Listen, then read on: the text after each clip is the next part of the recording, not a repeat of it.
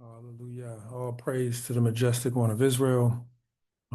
Thankful for his imagination that he's shared with the children of men, whether it be trees or birds or water or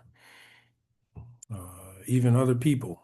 All of this is part of his majestic and divine imagination that he's decided to share with the children of men and beckon and the sons of man on the earth to take heed into his voice, something that he should not have to do. We should just be willing vessels to find our way on this biosphere, this planet that we call Earth. And thankful also for the sacrifice of Yeshua of Nazareth, uh, who came in the name of his Father to do the will and the way of his Father. And thankful for that.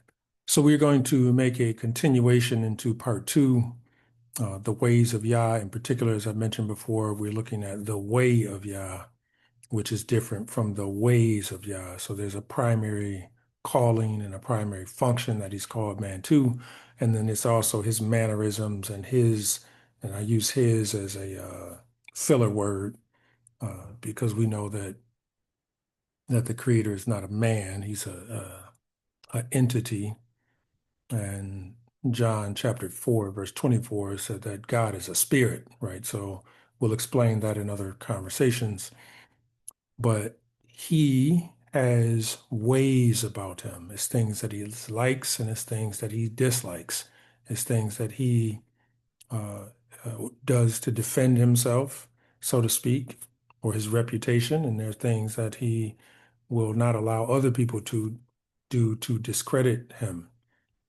And for those who are watching the part two of this video, if you been a subscriber online and you want to join into a live Bible study fellowship, you can definitely send an email or make a note in the chat or in the comment section.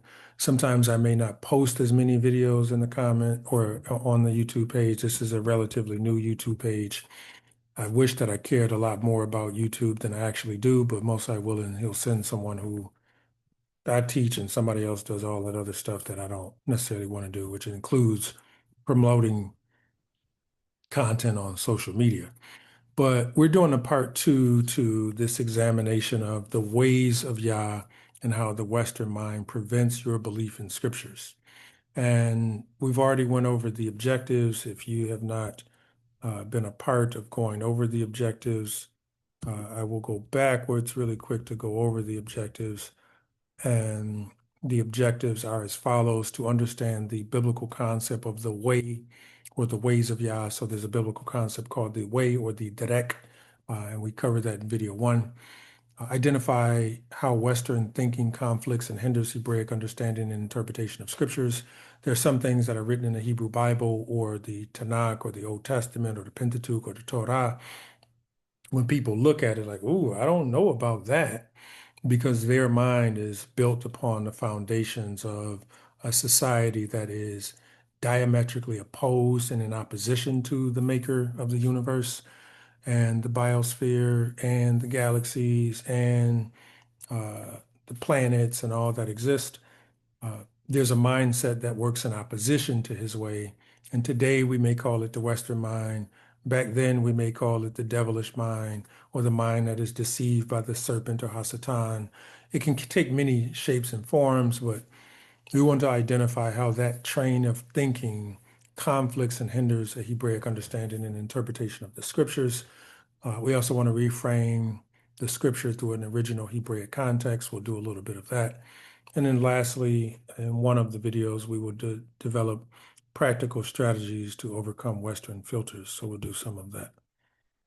So we went through most of this content already. I will not recap for the sake of time, but we are again looking at the ways of Yah and how the Western mind prevents your belief in scriptures.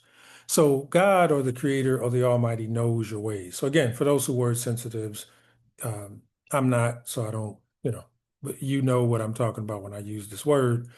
Some people who are newer to the Hebraic faith, anytime they see a word, they jolt back and they have a whole hissy fit over it. But we both know what the creator of the universe, who he is and what he's called. So he knows your ways. And we're going to take a look at Job chapter 24 to dive right in. We've already covered part one. Job chapter 24, and we're looking at the ways of the creator. And we will take a look at Job chapter 24 and see what's noted here about the ways and how he knows man's ways. So one thing that we know about the Creator is he knows your ways. And he's so familiar with your ways because he made you. He knows what you'll do if you get too hungry. He knows what you'll do if you get too angry. He knows what you'll do if you get too sad or depressed. He knows what you'll do if you're around too many people who are overjoyed. He knows what you'll do if you are able to come into a lot of resources or money. He's clear on your ways. What he needs you to do is to be clear on his ways and make a persistent effort to choose his path. So this is Job chapter 24, and I'm going to start the reading at verse 12. Job chapter 24 and verse 12. Men groan from out the city, and the soul of the wounded crieth out, yet Eloi layeth not folly to them. They are those that rebel against the light. What do? They rebel against the light. Again, Job 24 and verse 13. They are of those that rebel against the light. They know not the ways thereof, nor abide in the paths thereof. So they don't know the path of the light. This is what the Creator knows about man's ways.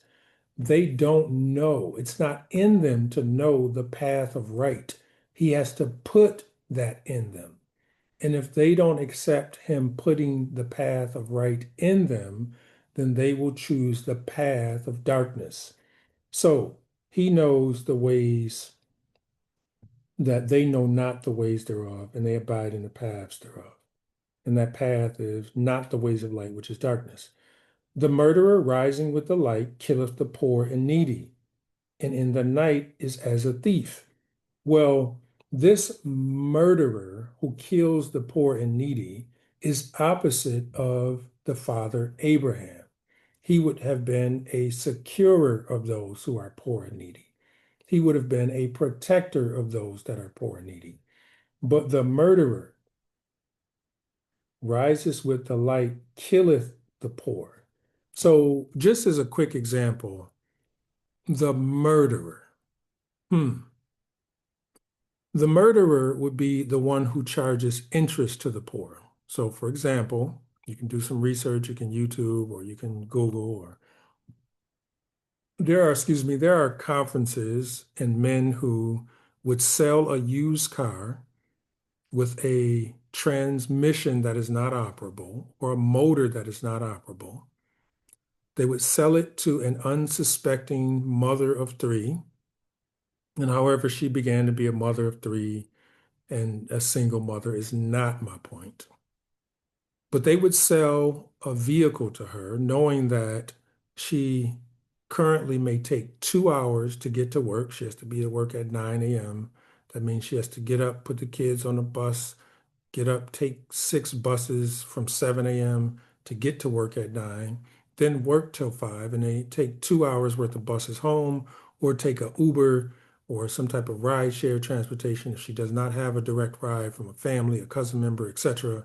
And she would have to spend an absorbent amount of money transporting herself from one location to another.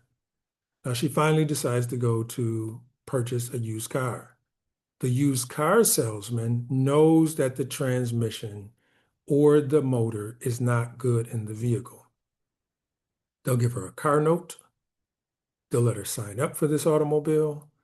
They'll let her miss the payments because she can barely afford it. They will repo the car and sell it to 20 more people. That is a murderer. And they rise up early to follow this way. This is the injustice that is happening. And beyond what, the Western mind may think, because they're influenced with, oh, it says a murderer. And they're thinking about somebody who just killed somebody. Well, one way is to kill someone fast. You can take a knife, a gun, or a bomb to do that. Another is to kill someone slow. And how do we know this? Because the Bible tells us in Deuteronomy that you shall be only destroyed continually and oppressed evermore. So it's just a death by 1,000 needles. But the person is still going to be under economic depression. And this is what Job is referring to. And again, if you don't believe that, take your time. Take your time. It's not going to be next week that you're going to draw this conclusion. Take your time. The murderer are those who rebel against the light and don't know the light.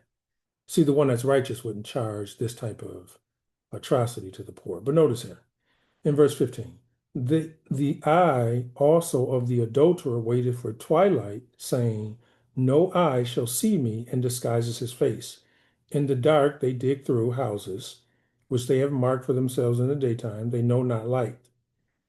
For the morning is to them even as the shadow of death. If one knoweth them, they are in terrors of the shadow of death. He is swift as the waters. Their portion is cursed in the earth. He beholdeth not the way of the vineyards. Drought and heat consume the snow. Waters, so doth the grave those which have sinned. Notice verse 20. The womb shall forget him. The worm shall feed sweetly on him. He shall be no more remembered, and the wickedness shall be broken as a tree. He evil entreated the barren that beareth not, and doeth not good to the widow. Notice the way he treats the other people. So this is beyond talking about somebody who just stabs somebody with a knife or a gun, or some type of murderer who causes the asphyxiation or removal of life. Verse 22, Job 24, verse 22. He draweth also the mighty with his power, he rises up, and no man is sure of life. Though it be given him to be in safety, whereon he resteth, yet his eyes are upon their ways. They are exalted for a little while, but are gone and brought low. They are taken out of the way as all others, and cut off of the tops of the ears of corn. And if it be so now, who will make me a liar and make my speech nothing worth? So what Job is beginning talking about is these people, or Eloi, I don't know who Job or Eliphaz, who was having this conversation. Yeah, Job. And he's making mention of, you see, the Almighty knows the ways of these people. They rise up in the dark, they sneak around, they do all the things that he's telling people not to do. But he knows man's path, he knows man's ways. Psalms chapter 139. Psalms chapter 139. So their ways is not the ways of the Creator. Psalms 139 and verse 1. O Yah, who has searched me and known me. Oh, so you're saying the Creator has searched you and known you. He knows all your ways. Notice what he goes on to say. Thou knowest my down sitting and mine uprising, and my understanding, and thou understandest my thoughts afar off. So the Almighty is clear on your thoughts and your thinking. He's clear on what motivates your heart. He's clear on your anxieties. He's clear on your fears. And with all of that in mind, he's adjuring you, and beseeching you to follow his way. So, verse 3, Job, or Psalms 139 and verse 3. Thou compassest my path and my laying down, and are acquainted with all my ways. The Creator knows all your ways.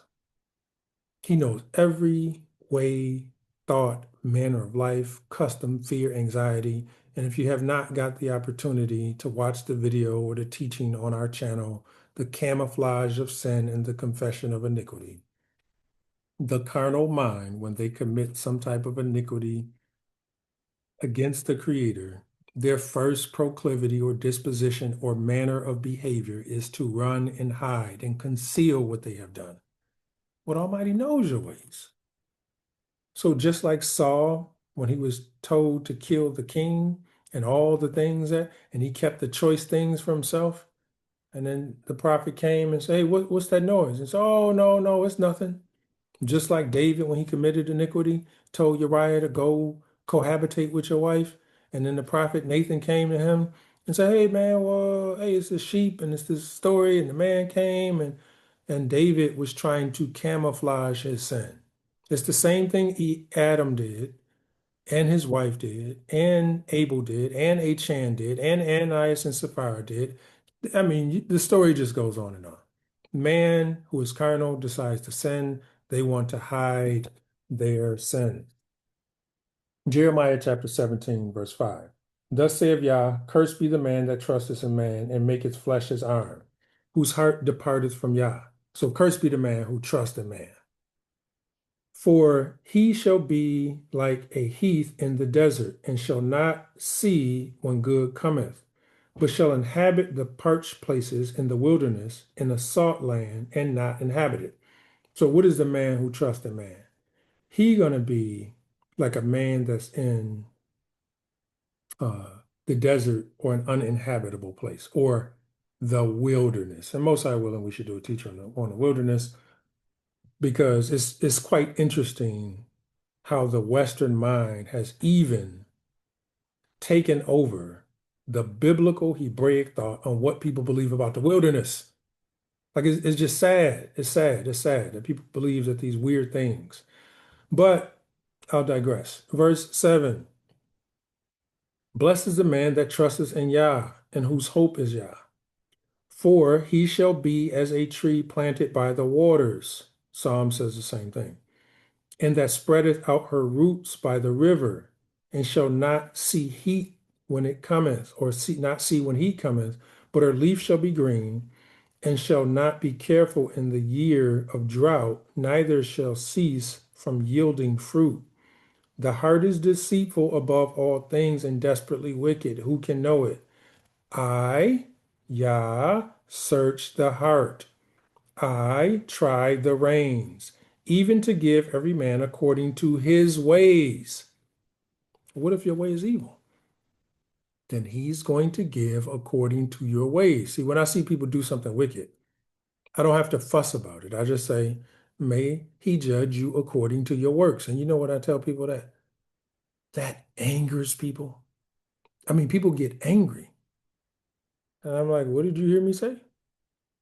Because they know that their works is evil. They know that their ways is evil. And I'm just saying, may he judge you according to that.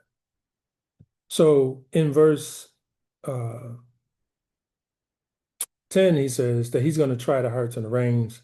And it's interesting when he searched the heart, think about the time when you lost your car key and had to go somewhere.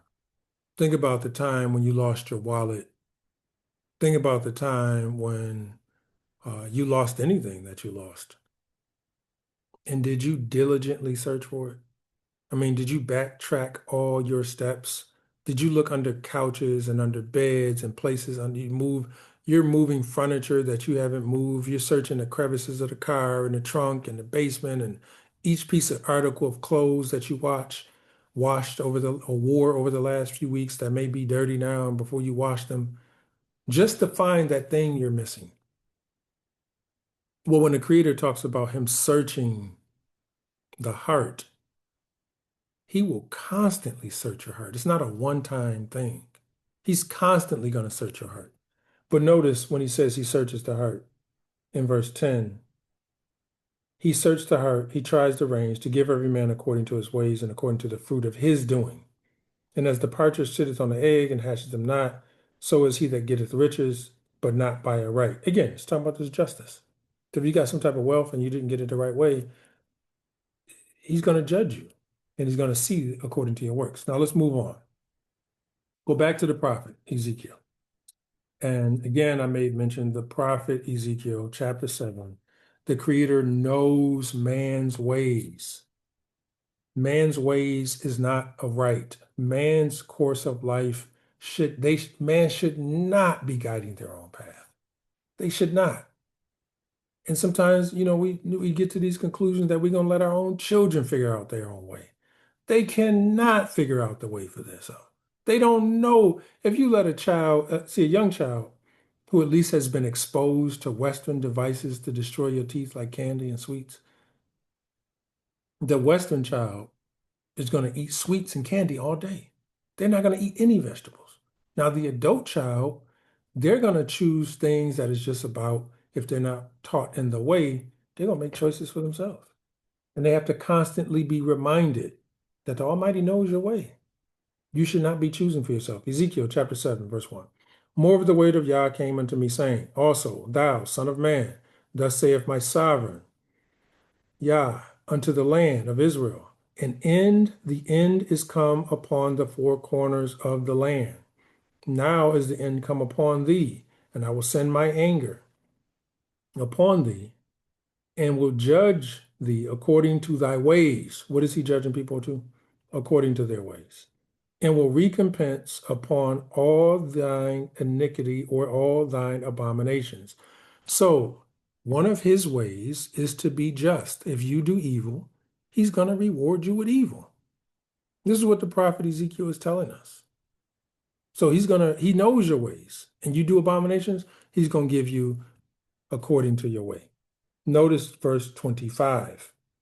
Destruction cometh upon they that shall seek peace, and there shall be none.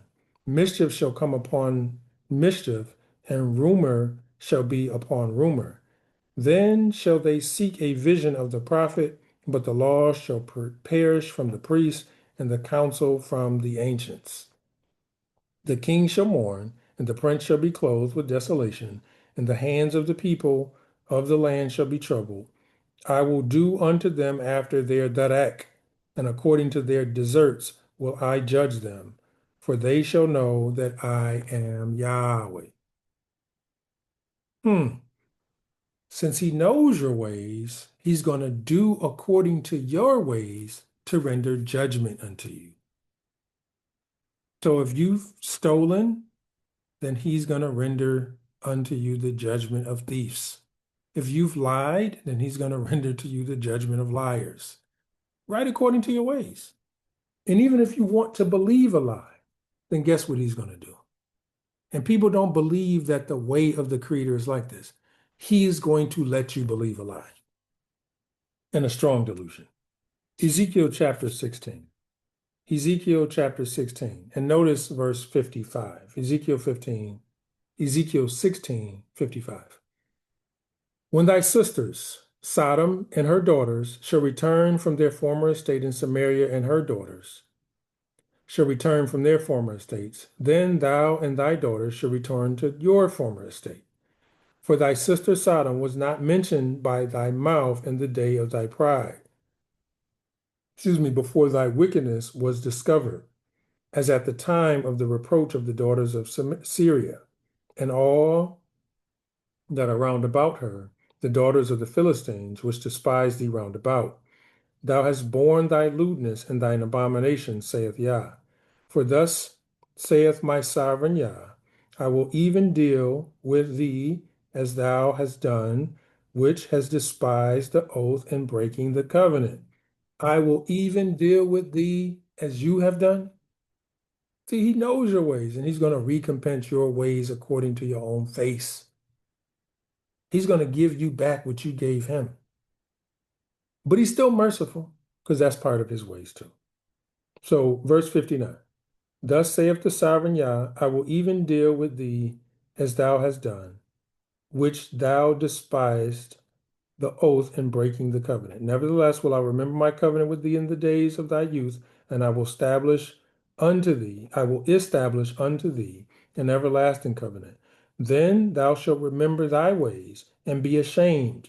Or you're at this point, when he shows mercy to you and still render according to your ways that you did, he's going to establish his derek with you, and he's going to teach you in his ways, and you're going to remember your path and your way. And if you think about it, and you don't have to think long, before you came into the knowledge, if you come into the knowledge of celebrating his holy festivals, before then, you were celebrating all type of manners and customs and Thanksgivings and birthdays and Christmases and July the 4th and Valentine's Days and Halloweens. And he didn't ask you to do any of that. But then when he shows you his way, people are like, I don't want to do that. Well, I'm like, how do you make a choice to choose something that is not written in the Bible, and then you choose stuff and you despise or barely do things that's written in the text? I'm like, I don't even understand how people come to that conclusion. But he's going to judge you and deal with you according to your ways. But notice what he says in verse 61. Then thou shalt remember thy ways and be ashamed. So when you come to this knowledge of doing right, you're going to think upon all the things that you did and all the evil you did and fornication and lying and stealing, and you're going to remember your ways, and hopefully you should be sorrowful. And be ashamed when thou shalt receive thy sister, thine elder, and thy younger, and I will give them or give them unto thee for daughters, but not by thy covenant. So again, we're not getting to the actual prophecy here. I'm just using this as an example. When you come into the ways of the Creator, He's going to recompense you for your ways. He's going to have mercy on you. And even in His mercy, you will be held accountable for the things that you did, because that's part of His way. Now, what are the ways of Yah? Because what we were just looking at is the ways of man. We continued in this path of the ways of man. His heart is desperately wicked. People like, even just recently, somebody told me, well, how do you know such and such is heart? Because the Bible says the heart is desperately wicked above all things. Who can know it? So I can tell a person's heart, whether it is an adult, some stranger I meet on the street, or my child, because all of our hearts are desperately wicked. And we can't trust our heart. Oh, God know my heart. No, yeah, he know your heart is wicked. So what are the ways of Yah? We're going to look at the ways of Yah. And we're going to find out a little bit about his ways. Deuteronomy chapter 5. This is a bit of a speed round. Deuteronomy chapter 5. Deuteronomy 5, and we're going to look at verse 31. But as for thee, stand thou here by me, and I will speak unto thee all the commandments and statutes and the judgment which thou shalt teach them. He's talking to Moses. He's going to teach them these judgments, that they may know, that they may do them in the land which I give them to possess it. You shall observe to do therefore as Yah your Elohim hath commanded you. Ye shall not turn aside to the right or to the left. Ye shall walk in all what? The paths, the manner of action, the decisions, the derek, which Yah your Elohim hath commanded you, that ye may live, and that it may be well with you, and that ye may prolong your days in the land which ye shall possess. So a part of, and this is the same thing that was given to Abraham in terms of learning his ways, that ye shall walk in all the ways of your mighty one, your creator, your majestic maker, the majestic one, the creator who created the universe, whose name, according to the Psalms, is Yah or Yahweh or Yahuwah. And I don't fuss with people over names, it's juvenile. So any version of it, as long as you're talking about the deity that made all these things and commanded us to keep his commandments, that is what I'm talking about. And he said you should follow his ways. And if you do them, they should prolong your days. Psalms chapter 18, because we still ultimately want to get into the Western mind and how it disrupts and destroys your ability to understand his ways and his paths. Psalms chapter 18. Psalms chapter 18. This should be your daily pursuit. This should be your weekly pursuit, your monthly pursuit, your annual pursuit, your every decade pursuit. These are the things that should be on your mind. Psalms chapter 18, verse 20.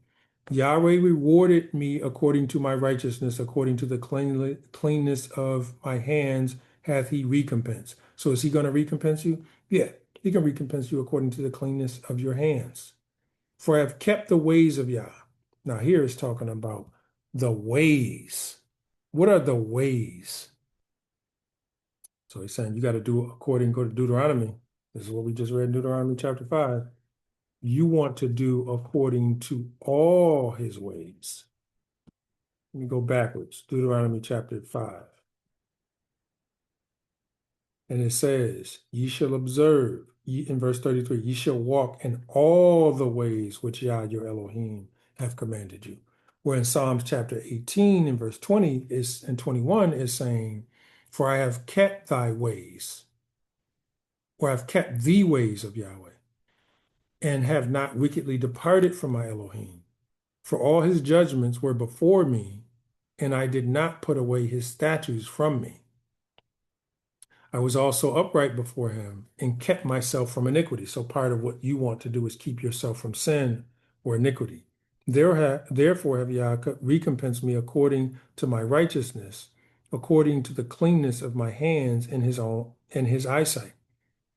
With the merciful, thou wilt show thyself merciful.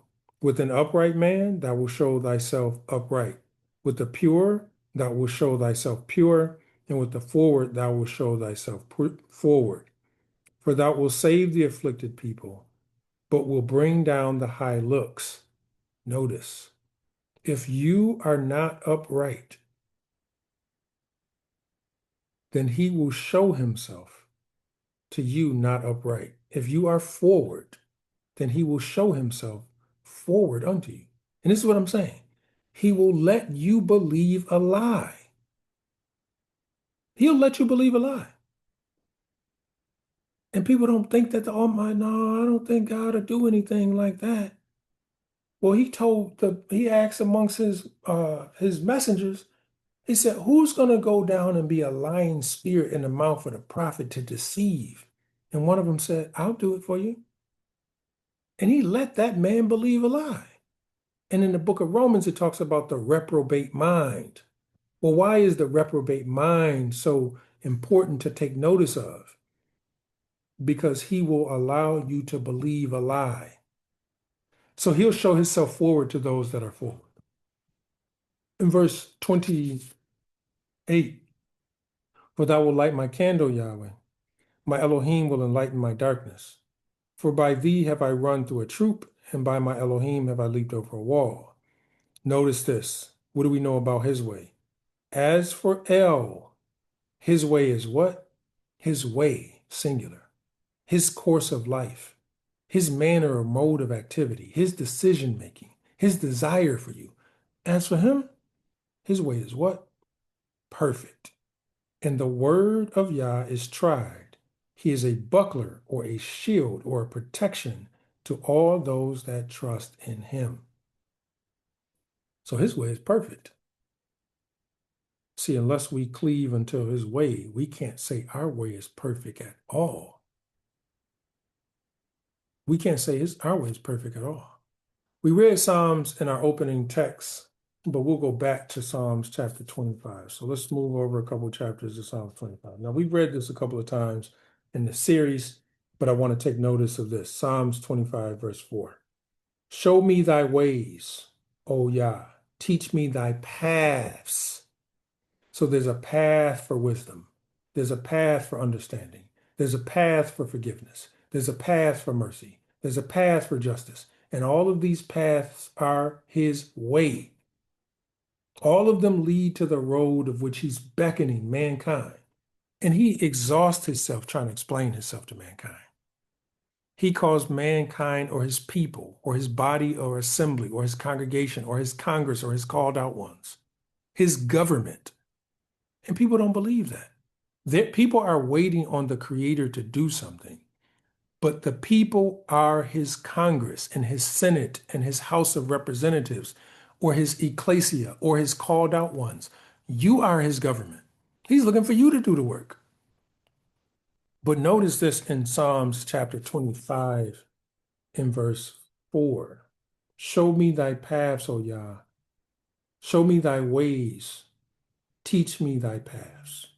Lead me in thy truth and teach me, for thou art my Elohim of my salvation. On thee do I wait all the day. And part of that wait is serve. This servitude.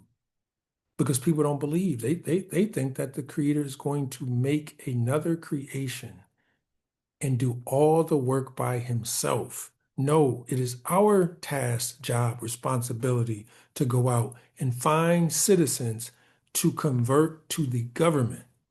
Just like you got citizens coming all over the world to live in the Americas.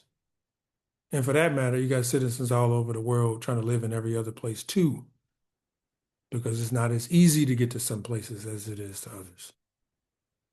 But when they come, they have to be taught the ways of that country. Well, when people convert, they have to be taught the citizenry of the kingdom or the congregation or the government of heaven, which I'm saying you are. And you should be getting together with other citizens to form a government. That's the way of Yah. Proverbs chapter 10. That is his way. That is his way.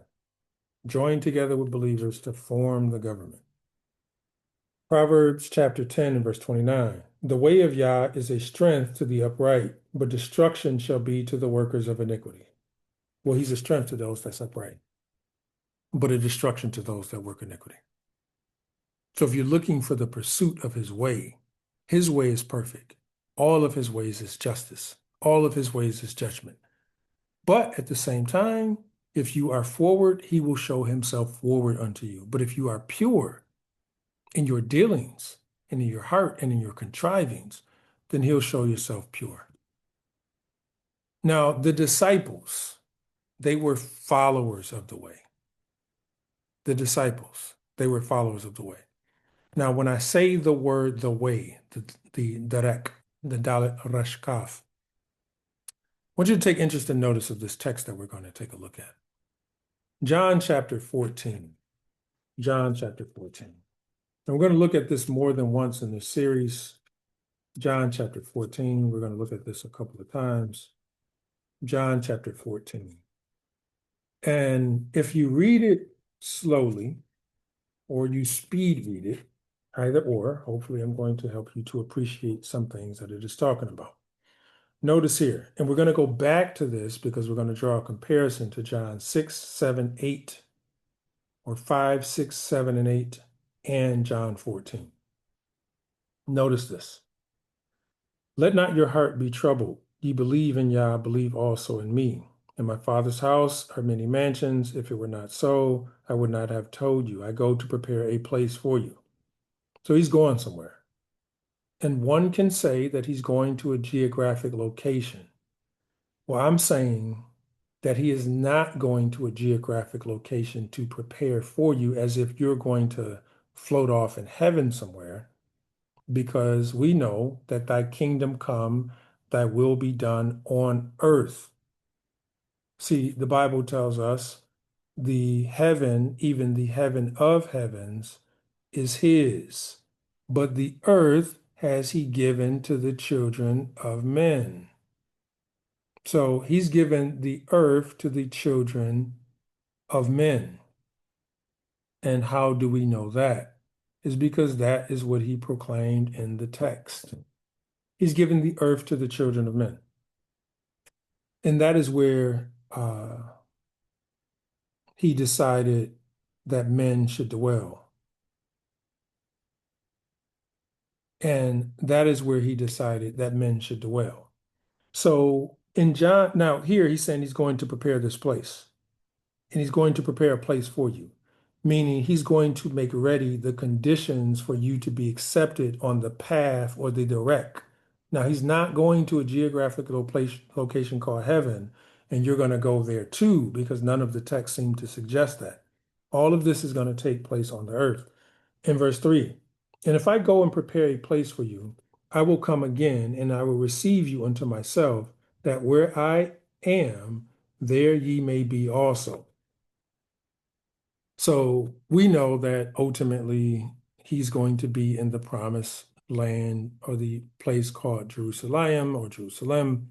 And in that location or in that place, his role, his goal, his function is to begin to lead people to the path of right. And whither I go, ye know, and now this is the same Hebrew word, darek. It is hadas in the Greek. And the way ye know. Well, he's telling the disciples or the taught ones, the way you know. Now, notice the response of one of his taught ones. Thomas saith unto him, Master, we know not whither thou goest. We don't eat. Now, look, we're going to later compare this to him telling the Pharisees, where I'm going, you can't go. And I'm telling you, he's telling the taught ones, where I'm going, you can go. Now, you should be able to draft a comparison and contrast between the two. Master in verse 5. Thomas saith unto him, Master, we don't even know where you're going. And how can we know the way or the road or the pathway to get there?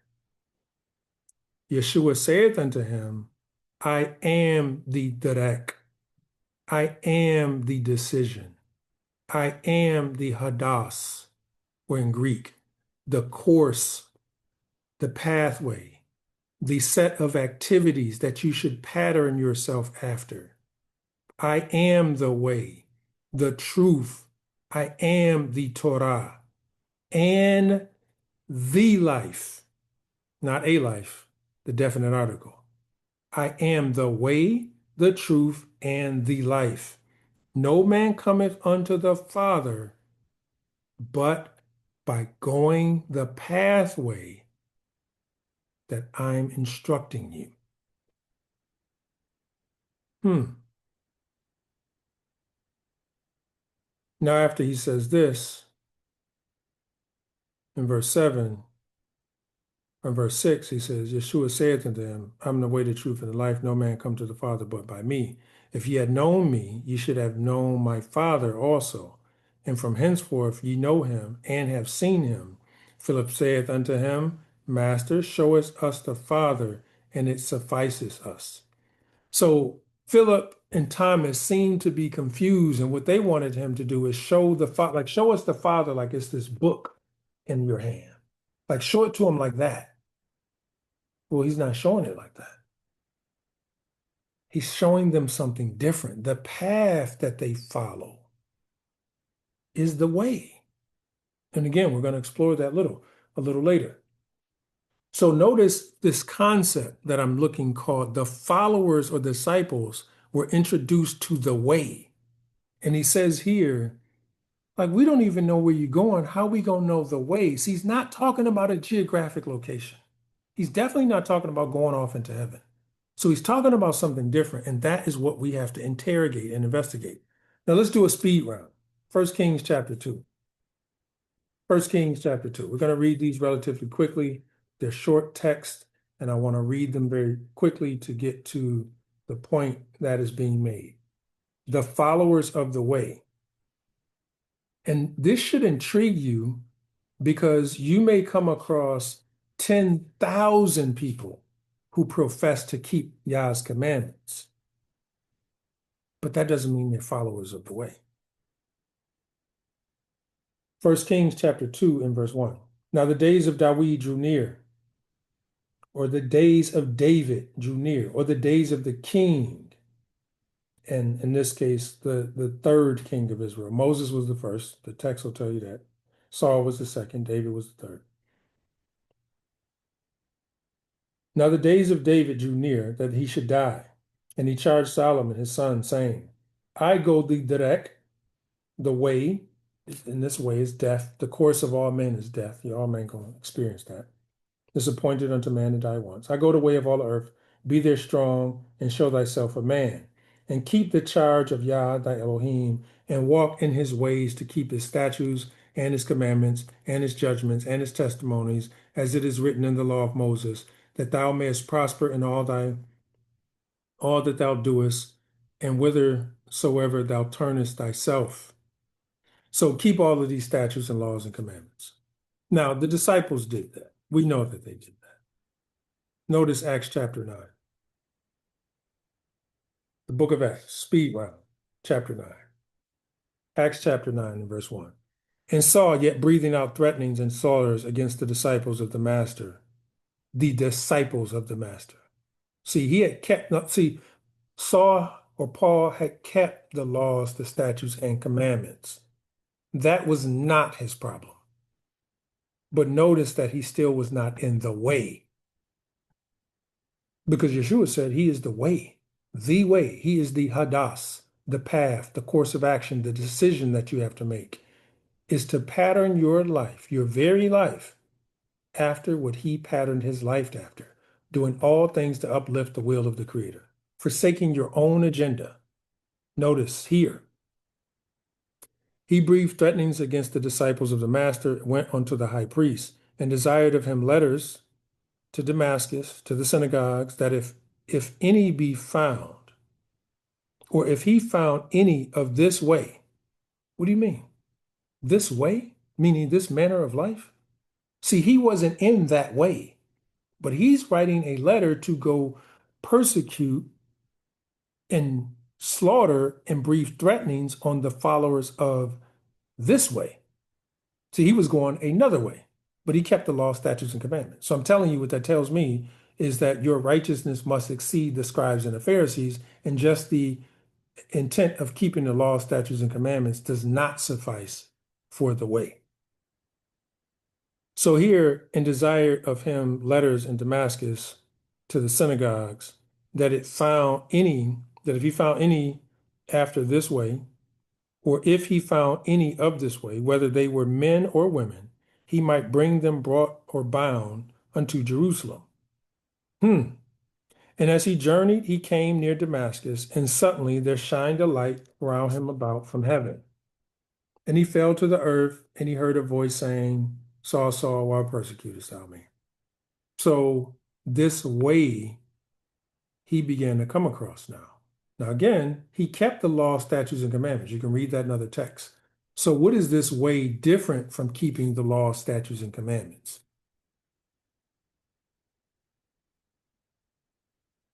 We'll inquire.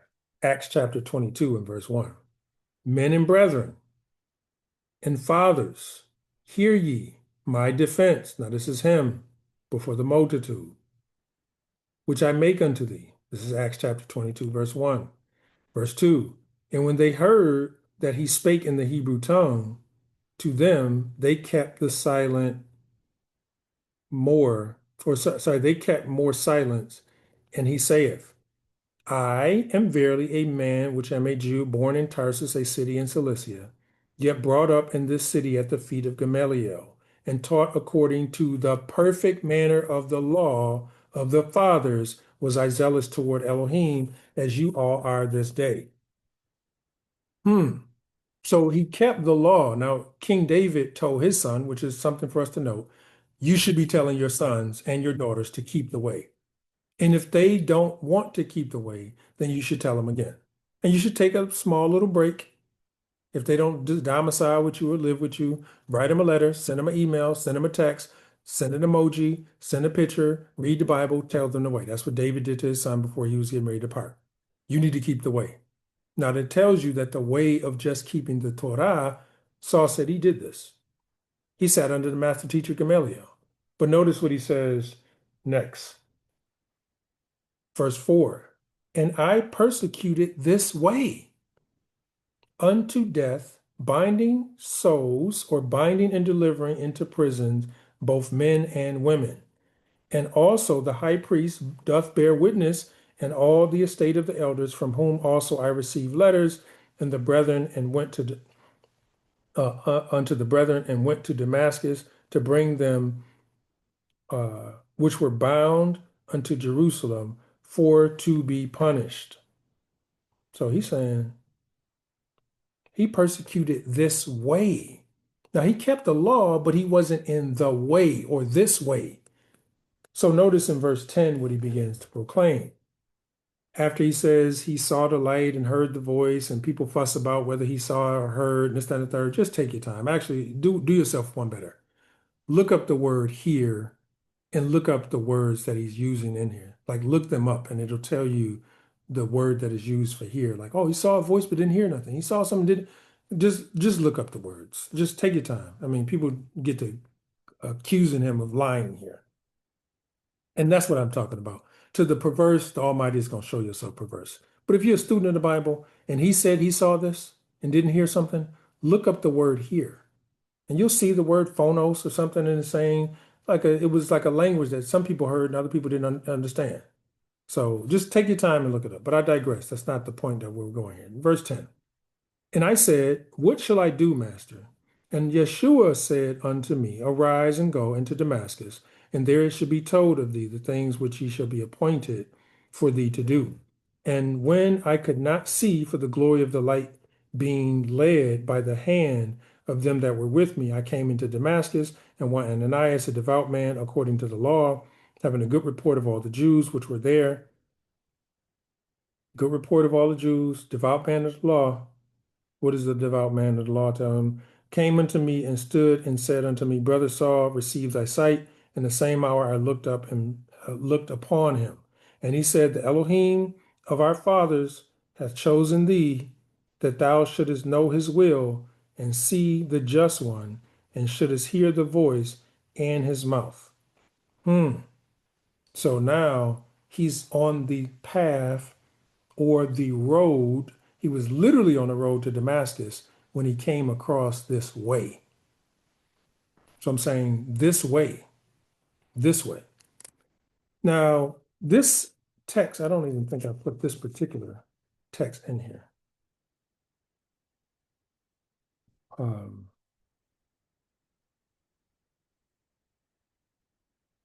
But we'll go to it. Now, he's talking about this way. He was a persecutor of this way. Let's go to Acts 24. And I'm going to add this one in here because it's not on the PowerPoint. But Acts chapter 24. In verse 10, and I'll skip down. Then Paul, after the law, or after the governor had beckoned unto him to speak, answered, for as much as I know that thou hast been many years a judge unto this nation, I do more cheerfully answer for myself, because thou mayest understand that there are yet but 12 days since I went unto Jerusalem for to worship. So he's talking about he went to Jerusalem to worship. But notice this, they were accusing him. But in verse 13, he says, neither can they prove to me, neither can they prove whereof they now accuse me of. But this I confess unto thee, that after the way which they call heresy, so worship I the Elohim of my fathers, believing all things that are written in the law and the prophets. Again, he's making mention of this way. But after the way that they are calling a heresy and calling him a heretic, that he left the path, he said he counted all things as dung to follow this way. And he was widely esteemed amongst people. So this way is something different because the disciples were walking in it. And they said, well, how are we going to know the way? We don't even know where you're going. And again, this way is something different. It's something to take note of. 2 Timothy chapter 3. 2 Timothy chapter 3 and verse 1. For know this also, that in the last days perilous times shall come. For men shall be lovers of their own selves, covetous, boasters, proud, blasphemers, disobedient to parents, unthankful, unholy, without natural affection, truce breakers, false accusers, incontinent, fierce, despisers of those that are good, traitors, heady, high-minded, lovers of pleasures more than lovers of Elohim, having a form of holiness, but denying the power thereof. From such turn away. For of this sort, they which creep into houses, lead captive silly women laden with sins, led away with diverse lust, ever learning and never able to come to the knowledge of the truth. Now, as James and Jambres withstood Moses, so do these also resist the truth. Corrupt men of corrupt minds reprobate concerning the faith. But they shall proceed no further, for their folly shall be manifest unto all men, as theirs also was. Notice this in verse 10. But thou hast fully known my doctrine, manner of life, meaning the pathways and the decisions that I have chosen. He telling them, you know my pathway, you know my manner of life. Purpose, faith, long suffering, charity, patience, persecutions, afflictions came unto me at Antioch and at Iconium, and he's listing all these things. But out of them all the master delivered me. So he began to choose a more narrow path, and it exceeded the laws and commandments because he walked in all of those already. Because Yeshua said, I am the way, the truth, and the life. Matthew chapter 10. Matthew chapter 10.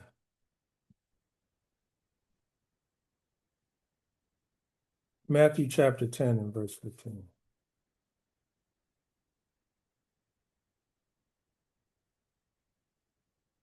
Matthew 10 and verse 15. It says, Verily I say unto you, it shall be more tolerable more tolerable for the land of Sodom and Gomorrah in the day of judgment than that city. Behold, I send you forth as sheep in the midst of wolves. Be ye therefore wise as serpents and harmless as doves. But beware of men, for they shall deliver you up to the councils, and they will scourge you in their synagogues. Did this happen to Paul, who chose the way? Did this now when he told the disciples, let me finish. I'll finish that. Let me finish this thought. We'll come back to what he told the disciples. They shall scourge you in their synagogues. Verse 18. He also says they will deliver you to the councils. And ye shall be brought before governors and kings for my sake, for a testimony against them and the Gentiles. But when they shall deliver you up, take no thought how or what ye shall speak, for it shall be given you in that same hour what ye shall speak. For it is not ye that speak, but the Spirit of your Father which speaketh in you.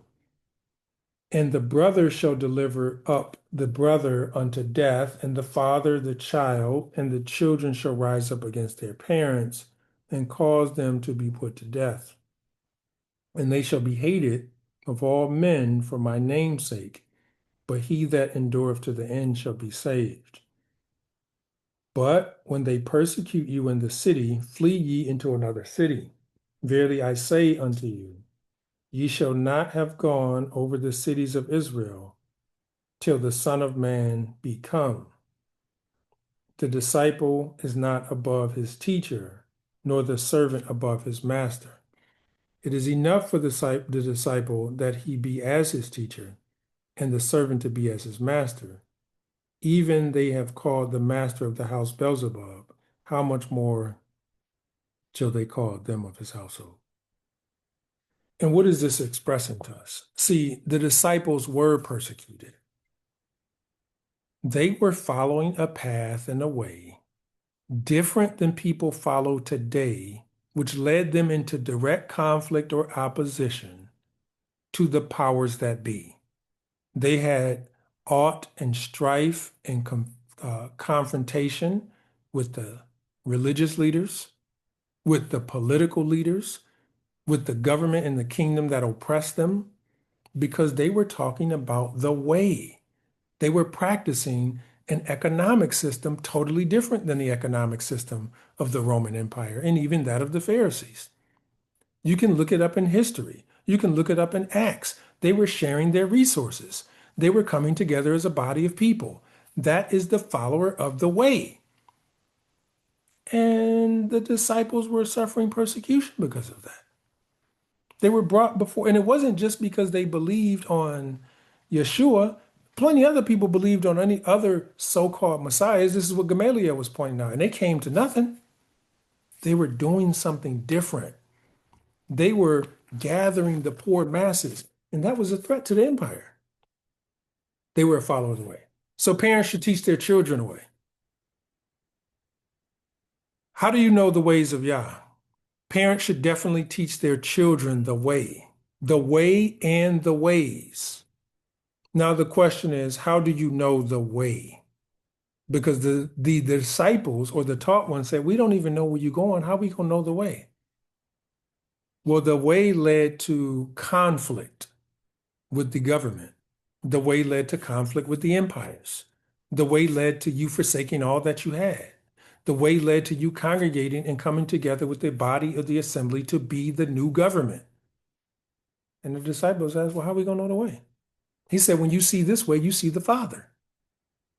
But notice he told people, the Pharisees in particular, in John chapter 5 and 37, ye have not heard his voice or seen his shape. Ye have never seen the Father. But why is he telling the disciples that they've seen the Father and the Pharisees that they have never seen him? Because they weren't followers of the way. So how do you know the way? Because we still have to get into how the Western or the Greek mind prevents and disrupts your ability to understand the way. So how do you know the way? Here's a couple of hints on the way. The way is narrow. The more one travels the way, the fewer people there are to accompany them. Rejoice over this and don't sorrow. So if you are just coming into this Hebraic faith and you're leaving the institutions, whether you're involved in the Jehovah Witnesses or the Baptist or the Episcopalian or the Seventh-day Adventist or the Catholic, and the holidays came up and you were there all the time, and now you aren't around them anymore. The way is getting narrower, and the more you follow the way, the more narrow it gets. So you should rejoice over that. That means you're getting closer, and your goal and your role and your function is don't look back. Don't turn around.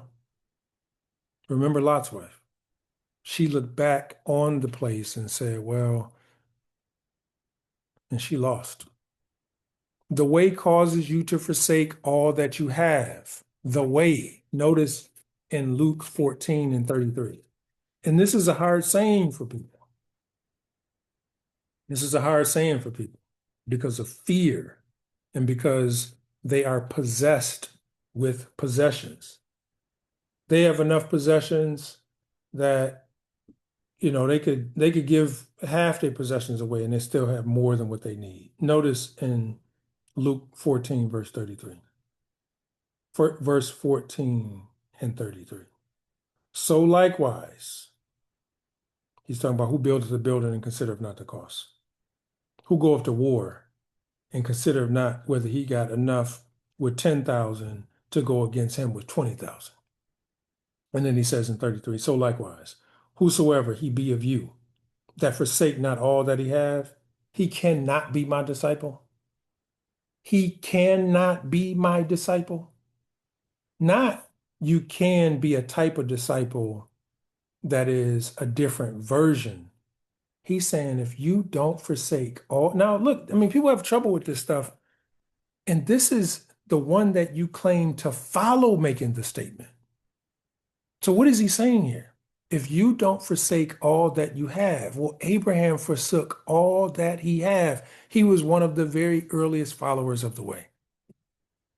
Well, I don't know if I can give up my house. Well, is your house in the way of coming together with other believers? What about your car? What about your pension? What about your savings? If you can't give it up, and some people just struggle with stop working on a Sabbath day. Some people struggle with whether they can give up a Thanksgiving or a holiday or a birthday or Christmas, or I can just still accept a gift. It's not that bad. You're not of the mindset that you're going to forsake all that you have because if you're faithful in little, you'll be faithful in much. But he's telling you out of his own mouth, if you don't forsake all you have, you cannot be his disciple. Now, interesting enough that we read in Timothy that some people are going to be ever learning and never come of the derek or the hados or the path or the way. Because they're going to kind of ease around all the things of scripture that they feel comfortable doing, but they won't make the decision that makes them feel uncomfortable because they really prefer their comfort over the Almighty. And this is what he's saying. If you don't forsake all that have, so what we're talking about is how do you know the way? Because the way is narrow. The way will cause you to forsake all you have. Well, did Abraham forsake all that he have? Did Yeshua forsake all that he had? Did Paul forsake all that he had? Would you like to me read to you that Peter forsook all that he had? Because he asked, and I think it's Mark chapter 10. Let me do you one better instead of quoting it and see if it's right in Mark chapter 10 where it should belong.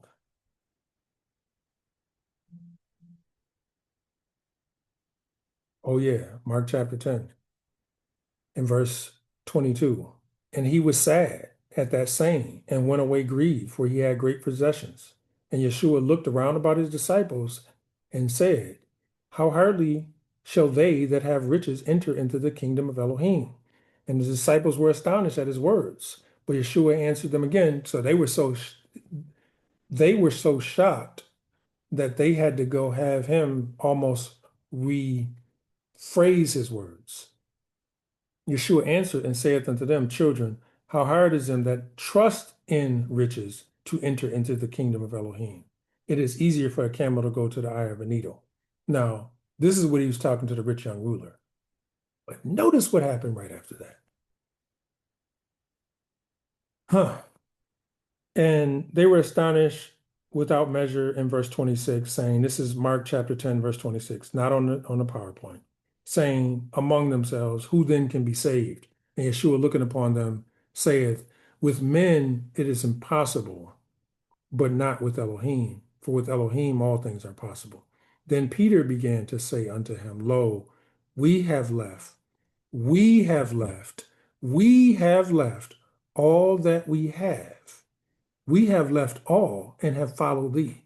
And Yeshua answered unto him and said, verily I say unto you, there is no man that have left house or father, or house or brethren, or sisters, or father, or mother, or wife, or children, or lands for my sake, and the good news, but ye shall receive an hundredfold now in this time houses and brethren and sisters and mothers and children and lands with persecutions, and in the world to come eternal life.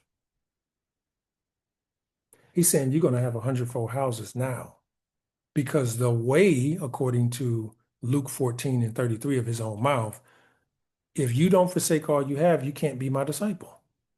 And who should you be forsaking all that you have with? Other taught ones and believers. And I'm saying when that thought hits your heart, then you can see how the rich young ruler is not a story in the Bible. It personifies you yourself who don't want to give up. What? Your good job? What? Your apartment, your condo, your car? All this stuff can break down and moth can corrupt and thieves can destroy and corrupt it all. The way causes you to re-examine what you thought you knew constantly. So if you are a follower of a way, of the way, it should cause you to re-examine what you thought you knew constantly. Well, I thought it was like this. No, it's not like that. It's like this. Because you're still coming down this path with a Western mind, and the more narrow it gets, the more you likely may want to run back to the Western mind to save yourself. And again, it's a decision. You can make your own decision. Because Eve decided to make her own decision. Look, I don't need to follow the way. I can make up my own path. And many gonna be destroyed because of that. The way is proper and just judgment. Let's look at Deuteronomy chapter 32. Deuteronomy chapter 32. And we're going to take a break to go into the next video thereafter. Deuteronomy chapter 32. Deuteronomy 32. Deuteronomy 32. In verse 4. He is a rock. His work is perfect. All of his ways are judgment. What do you mean judgment? All of his ways are judgment. Now, Abraham, who was a follower of a way, I know Abraham, for he shall follow the way of Yah to teach justice and judgment to his children. And he's going to follow this up. All of his ways are judgment. This is verse 4. an el of truth and without iniquity, just and right is he. And then the next verse will say, but they corrupted themselves. See, his way is just, it's proper. He's giving you a way and a path in this course of life to be delivered. And Yeshua said it like this, just as the serpent was lifted up in the wilderness, and that was the salvation for that day. Going through water was the salvation through that day. Listening to the voice of Moses was the salvation in that day. Listening to the voice of David was a salvation in his day. Listening to Noah was about voice of salvation in his day. Yeshua laid a path of salvation, and that way is proper and just, and all of his ways is perfect, just like we read here in Deuteronomy.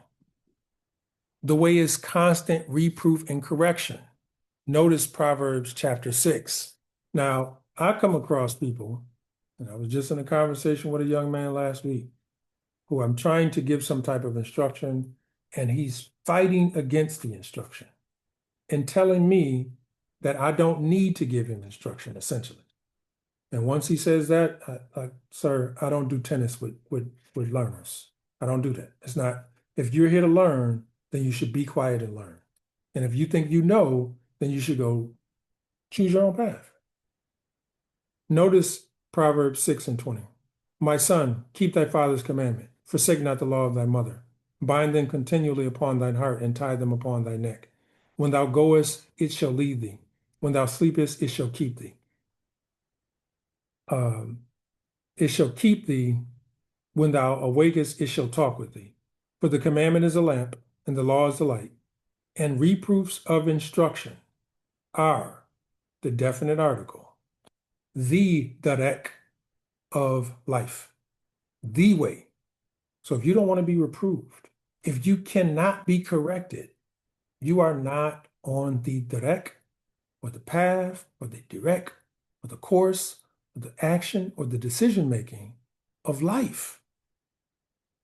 Because reproof and constant instruction, if you walk in this way, I mean, I cannot tell you how many countless meetings I've sat in, either because people needed to correct me or because I needed to be playing an effective role in correcting people. Or I witnessed something that, oh no, this person did this and it wasn't right. Reproofs of instructions are the way of life. And finally, or not finally, but the way is not your way. See, in Isaiah 55, he said, my thoughts are higher than your thoughts, and my ways are not your ways. So just like you don't understand the world of an ant, and you can't explain the world of an ant to the way of a human, ants don't have to get up and go grocery shopping or cook. That's your way of life. See, the ant, he just waiting on y'all to drop something, and he's gonna go find it. He's gonna drop a trail and tell the rest of the people where it is, and an army of ants are gonna collectively come together and make sure the entire community has food for the winter. Well, Yah's way is not your way. Just like your way, generally speaking, is not an ant's way. And if you were wise as a group of people and a set of believers, you would come together and behave more like the ant than like an individual light. Because the Psalms or Ecclesiastes or the Proverbs says the ant is not a people, but they are wise because they work together as a collective. So just like this, Isaiah says, as the heavens is higher than earth, so are my thoughts higher than your thoughts, and my ways are not your ways. So the way is not accessible to everyone, but it's by their own choice. So if you are not a follower of the way, if you know people who are like, man, I talked to them till they blew in the face and I said all these things and I showed them all these scriptures and I showed them all this proof and this evidence, well, it's their choice. See, you can't make the choice for others and they can't make the choice for you. You can influence, you can talk about, you can encourage, but it is their choice. So we're going to take a pause there. This is part 2 of the video. Thank the Almighty for giving me the strength and the power to record this. Thank him for his son, Yeshua of Nazareth, who came to be a deliverer, and for us to accept his redemption and his path and his choice and his ways. And what we have been looking at is the ways of Yah. And we looked at a few things. The way is narrow. The way causes you to forsake all. It causes you to constantly re-examine your thoughts. The way of is proper and just judgment. The way is constant correction and reproof.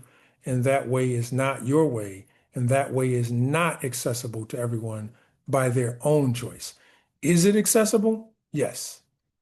The disciples followed the way, and this is the point I was bringing out, that they followed the way, and in Acts chapter 22, Shaul said he began to follow that way, and it is a way.